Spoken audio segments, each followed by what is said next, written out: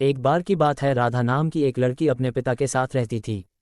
उसकी माँ बचपन में ही गुजर गई थी। वह अपने घर का काम करती फिर कॉलेज जाती थी। कॉलेज जाते समय वह रोज़ रास्ते में एक जगह पक्षियों को दाना डालती थी। उसके घर में भी दो पक्षी थे, उनको भी वह रोज़ दाना डालती थी। एक दिन उसको पक्षियों को दाना डालते ज़मींदार के बेटे ने देख लिया।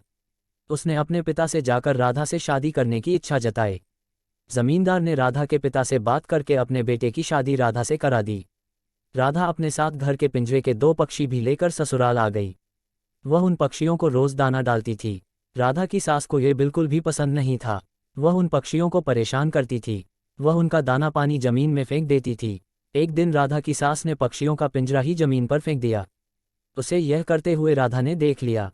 राधा ने मना किया तो उसकी सास ने राधा को ही डांट दिया। इन सब बातों से राधा परेशान रहने लगी। एक दिन राधा के पति ने परेशानी का कारण पूछा तो उसने सारी बात बता दी। उसके पति ने राधा को पक्षियों की भलाई के लिए उनको पार्क में छोड़ने की सलाह दी। अपने पति के कहने पर राधा ने उन दोनों पक्षियों को बाकी के पक्षियों के साथ पार्क में ही छोड़ दिया। वह उनको कभी कभी दाना देने पार्क में जाती थी। अब सभी पार्क के पक्षी राधा के अच्छे मित्र बन गए थे।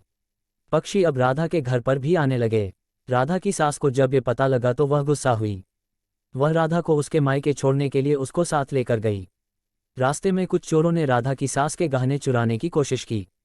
तभी राधा के पक्षियों ने आकर चोरों पर हमला किया, जिससे चोर भाग गए। इसके बाद राधा और उसकी सास घर ही लौट आए। अब राधा की सास की सोच पक्षियों के प्रति बदल चुकी थी। उसने राधा से कहा कि अब हम दोनों चिड़िया को दाना देने चला करेंगे और पहले के दो पक्षियों को घर वापस लेकर आएंगे। ये बात सुनकर राधा बहुत खुश हुई।